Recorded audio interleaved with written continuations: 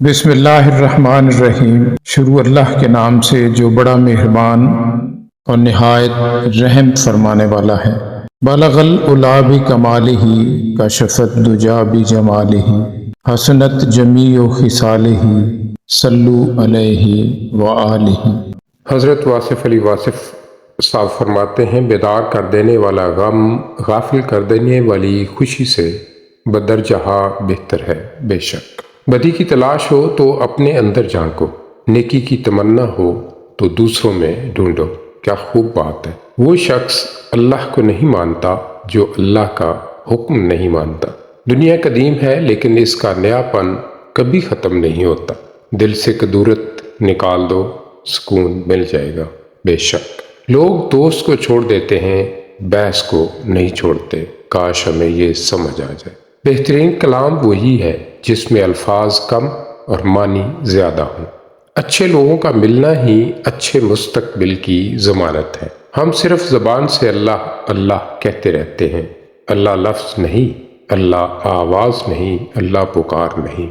اللہ تو ذات ہے مقدس و ماورا، اس ذات سے دل کا تعلق ہے، زبان کا نہیں۔ دل اللہ سے متعلق ہو جائے تو ہمارا سارا وجود دین کے سانچے میں ڈھل جانا لازمی ہے۔ اس کی عطاؤں پر الحمدللہ اور اپنی خطاؤں پر استغفر اللہ کرتے ہی رہنا چاہیے۔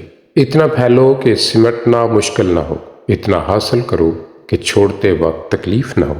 ہم لوگ فرعون کی زندگی چاہتے ہیں اور موسیٰ علیہ السلام کی عاقبت۔ انسان کا دل توڑنے والا شخص اللہ کی تلاش نہیں کر سکتا۔ بچہ بیمار ہو تو ماں کو دعا مانگنے کا سلیقہ خود بخود آ جاتا ہے۔ کیا سچ بات ہے۔ ہم ایک عظیم قوم بن سکتے ہیں اگر ہم معاف کرنا اور معافی مانگنا شروع کر دیں۔ آپ کا اصل ساتھی اور آپ کا صحیح تشخص آپ کے اندر کا انسان ہے۔ اسی نے عبادت کرنا ہے اور اسی نے بغاوت۔ وہی دنیا والا بنتا ہے اور وہی آخرت والا۔ اسی اندر کے انسان نے آپ کو جزا اور سزا کا مستحق بنانا ہے۔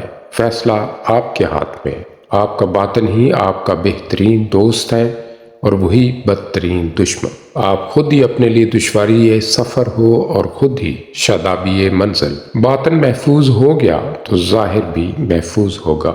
دین و دنیا کیا ہے؟ جس شخص کے بیوی بچے اس پر راضی ہیں اس کی دنیا کامیاب ہے، اور جس کے ماں باپ اس پر خوش ہیں اس کا دین کامیاب ہے۔ دعا کرنے سے بہتر ہے کہ کسی دعا کرنے والے کو پا لیا جائے۔ دوسروں کی خامی آپ کی خوبی نہیں بن سکتی۔